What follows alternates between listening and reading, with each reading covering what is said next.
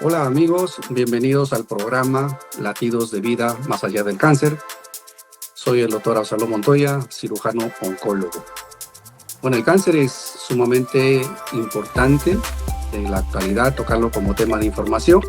Así que agradeciendo la participación de todos ustedes en los programas anteriores y como todos sábados siempre regalamos lo mejor de la experiencia y lo mejor de los conocimientos. Hemos tenido bastante, motivación, bastante inquietud por muchos de nuestros seguidores, nuestros oyentes también, y nos han solicitado que en esta oportunidad toquemos el tema del cáncer de ovario. Así que siempre a su disposición, ya que me lo solicitaron, vamos con el tema.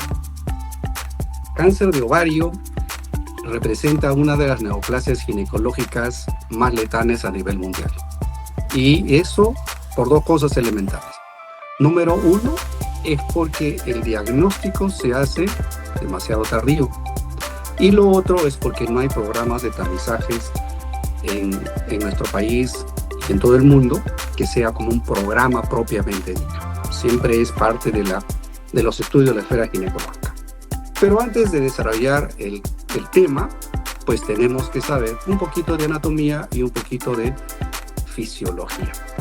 Bueno, como todos sabemos, los ovarios son dos órganos ovalados que se encuentran al lado paralelo al útero en la región pélvica. En algunos lugares lo conocen, o algunas personas lo conocen, como el bajo vientre. Son estructuras que en promedio miden entre 2 a 4 centímetros. Según la literatura, la anatomía es de 4 por 3 por 2.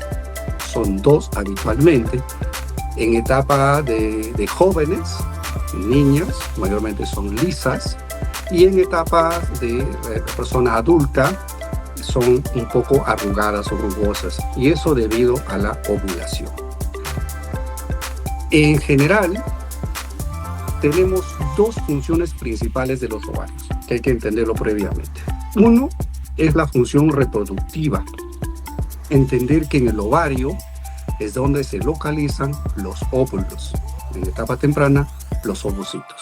Para solamente una información un poquito acorde con el tema, una niña o una mujer en etapa embrionaria va a tener alrededor de 7 millones de óvulos alrededor del quinto mes de gestación, no sé, intraútero. Pero cuando nacen alrededor de 1 a 2 millones de óvulos. Y cuando llega, esto va, en general, va destruyéndose, va a desaparecer, entre comillas, no sobreviven muchos de los óvulos, y es así que en la etapa de la pubertad llegan entre 300 a 500 mil óvulos, que son hábiles, y posteriormente llegan a la etapa de la madurez entre 300 a 400 óvulos, que son los que van a producir, obviamente, encargados de la reproducción. Óvulos en contacto con el espermatozoide, obviamente van a generar una nueva vida. Entonces, recordar que la primera parte es la parte reproductiva. Y la segunda parte es la parte hormonal. Se generan los estrógenos y la progesterona, que son dos hormonas encargadas, por un lado, de dar la función en el ciclo. La primera etapa, que es la etapa estrogénica, en el ciclo menstrual viene la ovulación y luego viene la etapa progestacional, que actúan estas hormonas marcando un equilibrio. Por eso es que muchas veces los ciclos menstruales, vale la redundancia, son cíclicos, cada 28 días. ¿Correcto? Esto a cargo de estas dos hormonas.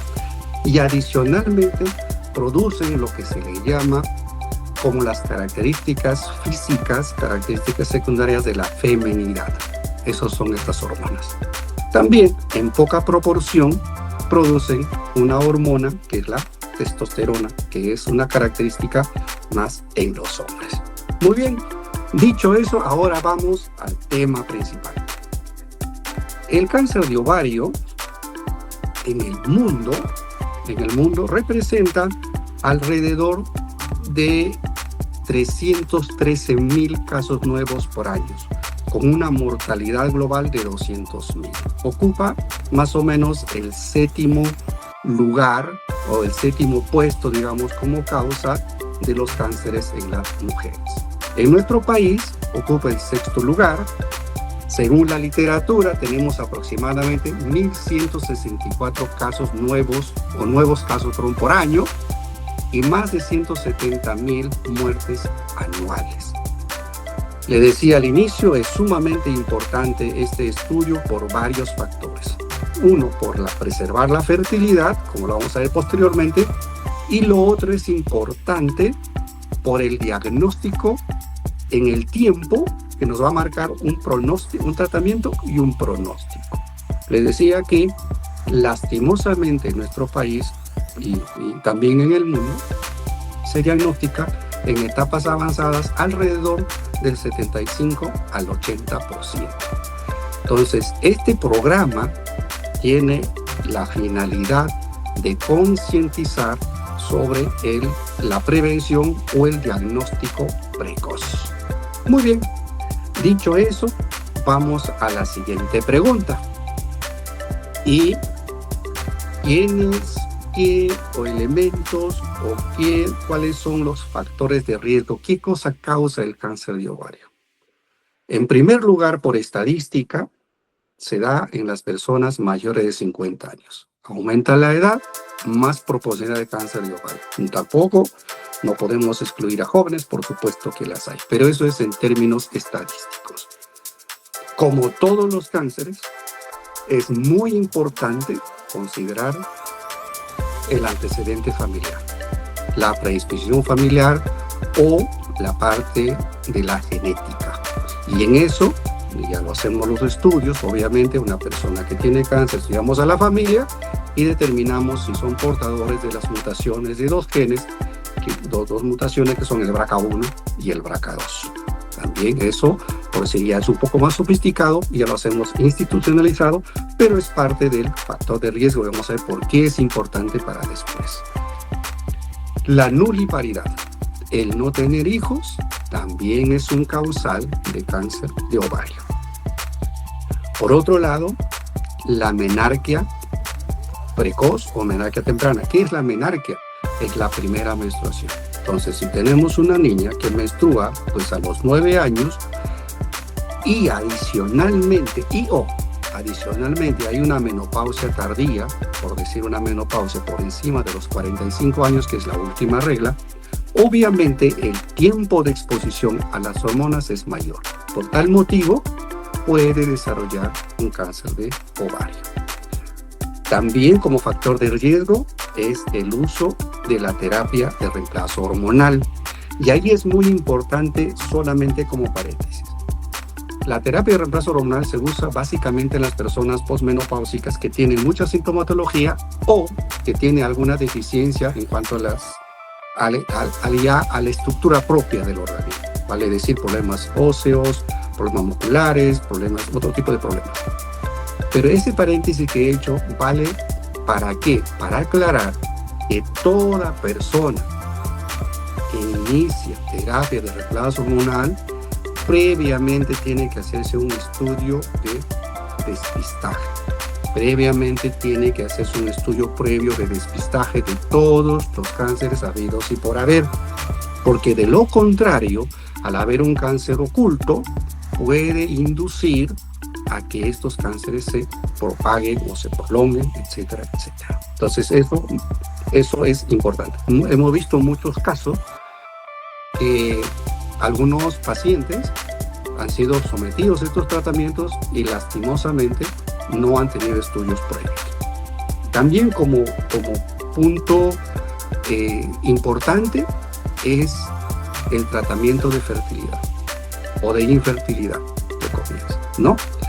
En estos tratamientos son inducidos a grandes cargas hormonales y en la experiencia que hemos visto en la inducción a la fertilidad, en la experiencia que hemos visto en los años, muchos de los pacientes que han sometido a esto han conseguido obviamente la fertilidad, pero en el momento de la cesárea, por decir, hemos encontrado un cáncer de ovario avanzado. Así que ojo, ojito, todos aquellos que se van a someter a terapia de reemplazo hormonal o a un tratamiento de infertilidad tienen que hacerse estudios previos de despistaje de cáncer. Por otro lado, también un factor de riesgo es la endometriosis, que es un estudio hormonal donde el tejido endometrial crece en la pelvis o a veces en otros órganos del cuerpo. Es importante, eso es un terreno que corresponde al manejo a los ginecobstetras. La obesidad también es importante, la obesidad, el sedentarismo es bueno considerarlo como factor de riesgo. Adicionalmente, la historia familiar de cáncer de mama, de cáncer de colon o de cáncer de útero. Y esto básicamente está relacionado ya, como lo he dicho previamente, a las mutaciones o al portador de los genes, tanto BRCA1 como BRCA2. Muy bien, si conocemos ya los factores de riesgo, ahora, ¿qué podemos hacer? ¿Cómo llegamos primero a prevenir? Lastimosamente no hay una forma de prevenirlo porque no hay un programa nacional. Lo que sí podemos hacer es un un diagnóstico precoz. No hay forma de prevenir, salvo se puede prevenir con el antecedente de. Un ejemplo, hablando de eso, antes de entrar al tema ya diagnóstico, una forma prevenible, si sabemos que la nulliparidad produce cáncer de ovario, pues obviamente puedo cumplir con este rol de la maternidad y la lactancia materna. Por otro lado, ya es un poco más institucionalizado, como hice previamente, si nosotros tenemos una paciente o una familia diagnosticada que son portadoras de los genes, podemos hacer lo que se llama la cirugía reductora de riesgo. Y en ese caso se puede retirar los ovarios y las trompas en los pacientes cuando hayan cumplido el rol de la reproducción. Mayormente se da por encima de 5 años cuando han cumplido ya con la maternidad. Y otra forma de prevenirlo, obviamente, es hacer una vigilancia genética, ¿no?, de la consejería y seguimiento a los pacientes que son portadores del gen, si es que aún previamente decirles que no han procreado. Muy bien, entonces ya estamos en esos signos y síntomas. ¿Cómo lo prevenimos?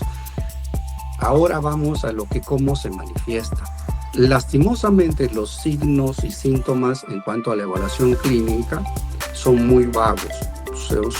Se puede confundir con otras molestias, se puede confundir con problemas gastrointestinales, se pueden confundir con problemas propiamente ginecológicos benignos, inflamaciones, infecciones. Se puede confundir con problemas estrictamente urinarios.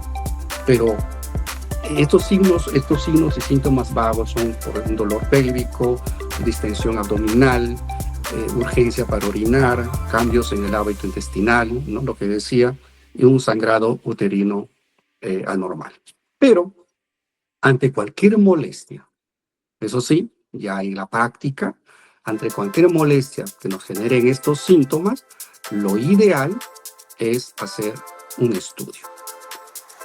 El estudio, básicamente los estudios en cuanto al diagnóstico, lo vamos a ir viendo, va a depender mucho de la edad, va a depender mucho también de la presentación clínica.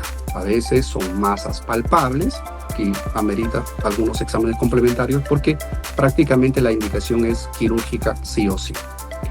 Pero quiero recordarles previamente que todo diagnóstico de cáncer siempre va a ser con el estudio anatomopatológico, que ya hay un programa, los invito a revisarlos, hay un programa que está también a su disposición en YouTube sobre el estudio anatomopatológico, que es sumamente importante, que lastimosamente gran parte de la población, incluso los profesionales de la salud, no conocen cómo es todo el proceso. Les invito a revisarlos y ahí van a ver cómo es lo minucioso que es el estudio para tener un diagnóstico de cáncer. A veces soy crítico con las apreciaciones de algunos colegas, ¿no?, que en un estudio ecográfico, tomográfico ponen directamente cáncer, y no es así. Podemos tener la presunción, nosotros evaluamos, tenemos la presunción, pero no significa que sea un cáncer. Entonces, dentro del diagnóstico patológico es importante solamente esto: la clasificación de los tumores de acuerdo al origen. Es así que el ovario tenemos pues una parte central, tenemos una cápsula y tenemos componentes de diferentes tipos de células. Y ahí que usan los tumores epiteliales, por decirlo, son los serosos, mucinosos, endometriósicos, células claras, eso lo dice el patólogo. Los tumores de las células germinales, básicamente es en gente joven, los disgerminomas, teratomas, tumor del seno endodérmico, y los tumores propiamente del estroma, o sea, del cuerpo, digamos así, que son las células granulosas o células de sertolelide. Eso está en la literatura. No es tanto que lo graben, sino es importante porque nos permite dos cosas. Uno, preservar la fertilidad, de acuerdo al tipo histológico que el patólogo nos dice, y lo otro es que nos permite un pronóstico. Por decir, los de células germinales, que son propios de los jóvenes, tienen mejor pronóstico que otros tipos de tumores. Y dentro de los epiteliales, por decir un ejemplo, los serosos tienen mejor pronóstico que células claras o mejores pronóstico que los mucinosos. Esto es, en la apreciación de nosotros, es elemental para conocer los manejos, y es lo que vamos a hacer con cada uno de ellos, y también ver un pronóstico de enfermedad y un pronóstico de vida. Hay muchos tumores en general que con los tratamientos pueden desaparecer, bienvenido sea, pero hay otros que con los tratamientos no desaparecen, pero se pueden establecer un crecimiento más lento o se pueden quedar ahí estancados, como se dice criollamente. Muy bien. Es muy importante también conocer los estadios. Por decir un ejemplo, el estadio 1, que está en el ovario, en general, estoy hablando en general, esto es dirigido para todo nuestro público, con todo el respeto del mundo. Algunos colegas supongo que lo pueden ver, pero obviamente hay términos mucho más específicos para el mundo de nosotros los médicos. Pero en general, el estadio clínico 1, está limitado al ovario, el número 2 extendido a la pelvis, el número 3 hay metástasis fuera de la pelvis, a los ganglios, etc. Y el 4 es en cualquier parte del cuerpo a otros órganos, más o menos para el entendimiento. Muy bien, entonces vamos al diagnóstico. En el diagnóstico, obviamente, el examen pélvico es importante. Vamos a encontrar una masa. Si encontramos una masa, ¿cuál es el estudio de elección para la parte ginecológica? Una ecografía transvaginal. Obviamente, en las personas que no han tenido relaciones, se hace una ecografía pélvica. Es importante el rol del ecografista, sí, porque el ecografista oncólogo, el radiólogo oncólogo de experiencia, ya con el estudio ecográfico nos va a dar una presunción diagnóstica. Y en eso hay 3 tipos de tumores, de bolas, de pelotas, como se le quiera llamar en el término criollo, en el término general. Existen 3 tipos. Uno puede ser una bolsita de agua, solamente agua, que se le conoce como los tumores quísticos. Quistes, agua. Existe el otro tipo de tumor, que es el tumor mixto, una parte sólida y una parte líquida. Y el otro tipo de tumor también es un tipo que es sólido. Entonces, cada una de estas características nos va diciendo que ahí puede hacer algo mal. Cuanto más sólido es, la posibilidad de malignidad es mayor. Mayormente los tumores quísticos, obviamente, son benignos.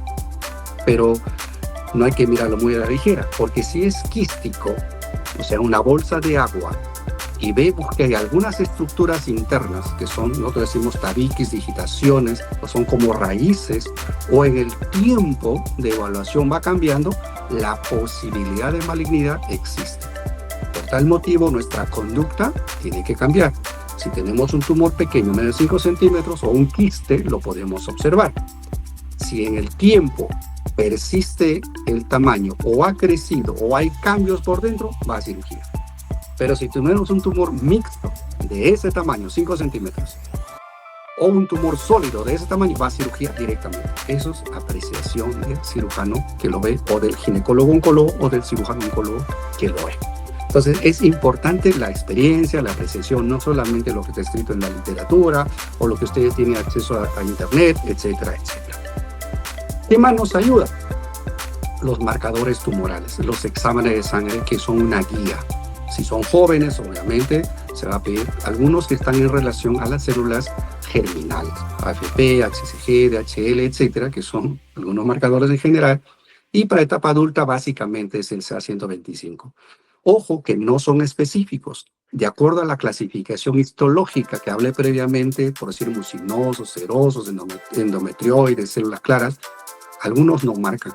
O sea, el hecho que tengas un marcador negativo no significa que no sea cáncer, o el hecho que sea positivo no significa que sea un cáncer.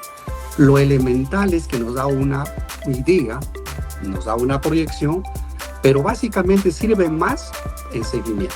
Si yo tengo un paciente que lo operé con un marcador en un número X, lo operé, le di quimio y todo, ese marcador bajó, y con el tiempo empieza a subir, me está diciendo que la enfermedad probablemente ha regresado. De repente a veces la tomografía es negativa, etcétera, etcétera, y sin embargo puede ser que haya regresado. Muy bien, entonces es importante la primera apreciación. En segundo lugar, si tengo un tumor en el abdomen, con la presunción que podría ser un cáncer de ovario, porque también no hay que confundir, hay tumores del útero también que se confunden con el ovario, obviamente la ecografía nos ilustra, tenemos que hacer los estudios de detección de enfermedad. Yo le hemos dicho siempre, tomografía de tórax, abdomen y pelvis, o resonancia de tórax, abdomen y pelvis, se puede hacer una tomografía o una radiografía de tórax, etc. ¿Para qué significa eso? ¿Para qué nos ayuda, perdón? Es para ver que no haya enfermedad en otro lugar. Y eso es importante en la decisión terapéutica. Muy bien. Entonces, ya tenemos prácticamente la masa. Hay un tumor en la pelvis. Ya tenemos la tomografía. Y miren qué importante este detalle que les voy a decir. Si nosotros tenemos un tumor, o bueno, dos tumores, pero solamente están localizadas en la pelvis, o en el vientre, vamos a hacer una cirugía para retirar el tumor como si sería un cáncer. Eso se llama anexectomía, congelación. Vamos a retirar con el procedimiento tal cual como si sería un cáncer. El patólogo tiene la responsabilidad de estar con nosotros como parte del equipo multidisciplinario en sala de operaciones o atento a lo que suceda en las operaciones. Retiramos el tumor y lo enviamos al patólogo. Si el patólogo en ese momento nos contesta que es un cáncer, la cirugía sigue. Si está localizado, les decía, se hace un extradiaje. ¿Qué significa eso? Se retira el ovario, se retira el útero, los ganglios, etcétera, etcétera. Y ahí es de máxima importancia el tipo del tumor, porque si está localizado y es uno de los tumores menos malos, voy a hacer cirugía de conservación de la fertilidad. O sea, vamos a preservar el otro ovario y el útero. Recuerden, eso se realiza cuando está localizado la enfermedad y es el tumor menos malo, el menos maligno. Entendiendo que hay el menos malo, el moderadamente malo y el muy malo. Eso ya lo hemos comentado en programas anteriores. Pero si hacemos los estudios y encontramos que no solamente hay tumores en la pelvis, sino hay tumores fuera de la pelvis o unos tumores en otros órganos o hay líquido libre, pero que está un poco dudoso, son tumores chiquititos, hacemos lo que se llama laparoscopía diagnóstica. ¿Qué significa eso? Ingresar con unos tubitos, con una cámara, por el ombligo y por la parte lateral mirar en una cámara. Y nosotros miramos una situación que se llama resecabilidad. Estoy hablando de forma práctica. De forma práctica, esto ya es la experiencia, ya es el trabajo de todos los días. Estoy hablando como tal cual lo hacemos las decisiones en el hospital.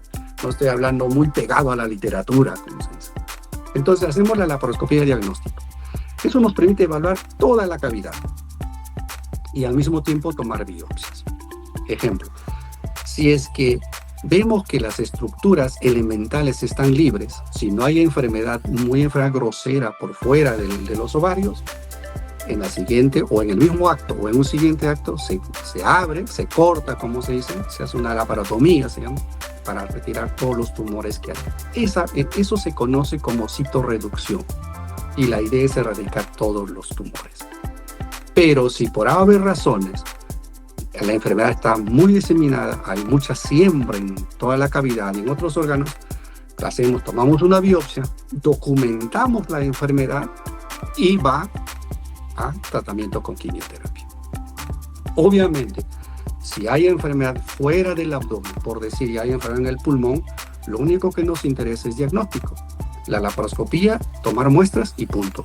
Ahora, si hay un ganglio en la ingle, si hay un tumor en la pared abdominal, si hay tumores en la axila, es la parte más práctica para biopsiar y hacer los estudios correspondientes de patología con inmunohistoquímica y baja quimioterapia. Muy bien. En la secuencia que estamos hablando, si no es operable en el primer instancia, hay mucho compromiso en toda la cavidad, lo que hacemos es darle quimioterapia. 3 cursos, con la ayuda de los quimioterapeutas, los colegas. En los 3 cursos de quimioterapia, evaluamos para ver si la enfermedad ha respondido, si es que ha disminuido, cómo está. Si ha disminuido, va a cirugía. Si no ha disminuido o está igual, va a quimioterapia para completar los 6 cursos. Y luego nuevamente reevaluamos para ver si va a cirugía o va a continuar con nueva línea de quimioterapia, etc. Lo bueno de todo esto es que el cáncer de ovario nos permite múltiples secuencias de tratamiento porque tenemos múltiples alternativas. O sea, ahí quiero que quede claro. O sea, si no se opera, como muchos pacientes vienen y dicen, doctor, pero yo quiero que me opere y están ahí, que me opere. No necesariamente es así. A veces los programas que tenemos para manejos se pueden, o las opciones se pueden alternar, pueden cambiar. O sea, primero quimio, cirugía, quimio, o quimio, cirugía, o cirugía, quimio, etc. Porque también me estaba olvidando, si operamos, resecamos un paciente, por más que esté localizado, pero existen factores de riesgo, que son algunos factores de pronóstico, lo decimos, que eso ya lo dice el patólogo, va a quimioterapia igual, para evitar la recurrencia. Y ahí es de considerar este término. Es muy diferente una quimioterapia complementaria para evitar la recurrencia a un tratamiento de quimioterapia para que trate el tumor, desaparezca el tumor. Muy bien, entonces ya tenemos cirugía, quimioterapia, y ahora, gracias a Dios, con todos los avances que tenemos, pues hay los tratamientos que han ido mejorando, sobre todo en las nuevas terapias, que obviamente es caro, pero lo tenemos usando, son las terapias dirigidas. Estas terapias dirigidas son los inhibidores de PARP, se les conoce, son los pacientes que tienen estas mutaciones del gen BRCA que lo dije al inicio, y también la inmunoterapia o los inhibidores angiogénicos que se les conocen. O sea, esta gama de tratamientos ha mejorado considerablemente tanto el pronóstico en relación a la respuesta a los tratamientos, o sea, desaparecer la enfermedad, como también el pronóstico libre de enfermedad y el pronóstico de vida. Muy bien, así que dicho esto, hay gran esperanza en los tratamientos por cáncer de ovario, pero sí es muy importante considerar desde el inicio todo esto que he conversado en forma sucinta, conversarlo para tener un entendimiento adecuado con el paciente. Los tratamientos son duros, son difíciles, son largos, pero tiene que hacer un diálogo muy bueno, muy claro, tanto con el paciente como con familiares. Y ahí siempre lo he dicho, la primera consulta es la primera, la que te marca todo la secuencia que vas a recibir en un hospital o una clínica donde te traten, porque de lo contrario se generan muchas dudas, porque todos los casos son personalizados, todos los casos son diferentes, no es lo mismo tratar a uno que a otro paciente, no es lo mismo un tumor, los tumores también, el tamaño no es indicativo de malignidad. Puede haber tumores chiquititos que son sumamente malignos y puede haber tumores grandes que son benignos. Yo he tenido la oportunidad de operar, el más grande que he operado, 38 kilos. Y eso está publicado incluso en un medio escrito. Y hay tumores pequeñitos también, que son muy difíciles incluso de operar. El tamaño, de acuerdo a la localización del tumor, es sumamente complejo. Pero lo que sí queda claro es que la opinión o el camino que lo hace el oncólogo, o el cirujano oncólogo, el ginecólogo oncólogo, es elemental. No es que vamos a hacer uno por un lado, el otro por otro lado, y a veces ahora, con las nuevas escuelas de cirugía, las opiniones van cambiando, pero ya la experiencia nos dice cuál es la adecuada, digamos así. Quiero recordarles nuevamente para preservar la fertilidad. Solamente se puede preservar la fertilidad cuando el cáncer está localizado, vale decir estadio clínico 1, y cuando es el menos malo. Todos los demás cánceres tienen que ir a un tratamiento estándar, porque lo que nosotros queremos es, y no quiero ser muy, digamos, torpe en mi apreciación, salvar la vida. Entonces no podemos pensar en traer, eso es un momento reflexivo, va más allá de todo eso, ¿no? No podemos pensar en una procreación, en traer una vida más, cuando nuestra propia vida no está asegurada.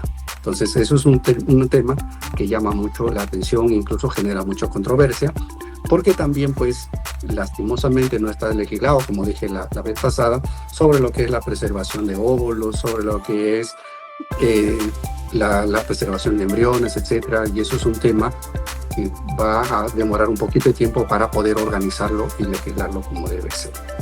Muy bien.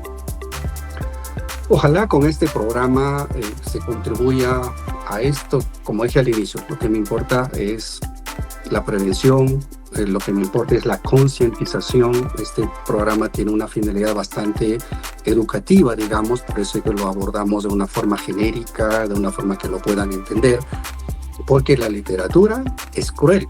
Miren, según el pronóstico de vida a 5 años en un estadio clínico 1, iniciando dentro de la pelvis, el pronóstico de vida es 90-95% a 5 años, que es nuestro punto de corte. Pero mientras que en estadios entre 3 y 4, estadios avanzados generalizados, el pronóstico baja al 20%. Y hay que entender que muchos pacientes en etapas avanzadas no necesariamente fallecen por la misma enfermedad, sino como consecuencias de la enfermedad. O sea, si hay tumores en toda la barriga, por decir un ejemplo, lo que produce es obstrucción del intestinal y no hay cómo solucionar la obstrucción intestinal. Entonces, a veces se puede perforar, y si se perfora hace una peritonitis y fallece de eso. O también algunas estructuras se obstruyen, no pueden comer, van a bajar de peso, se deshidratan, etc. Hay una serie de factores que son producto de la misma enfermedad. Muy bien. Como todo, una enfermedad, sobre todo esto que tiene que ver mucho con el afán reproductivo y también tiene que ver mucho con el contexto social, tiene que ver mucho con el contexto emocional, con el contexto de pareja, el contexto familiar, el contexto de procreación. Hay que ser muy oportunos en cuanto al diagnóstico y tener el principio de oportunidad, y también ser muy consecuentes con lo que decimos, con lo que conocemos, con la experiencia, para dar un tratamiento adecuado y si se puede preservar la fertilidad o no, porque hay momentos difíciles que hay que decidir. Esto lleva pues a una serie de secuelas. Dentro de ellos lo más llamativo es la secuela como la depresión, porque no han logrado el objetivo de la maternidad. Por otro lado, lleva la ansiedad, alteraciones de la imagen corporal, etc.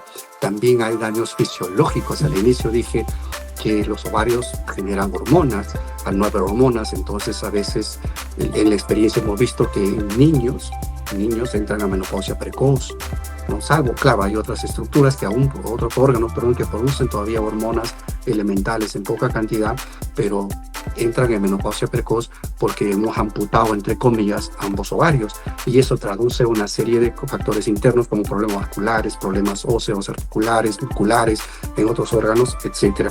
Así que hay que tenerlo muy presente.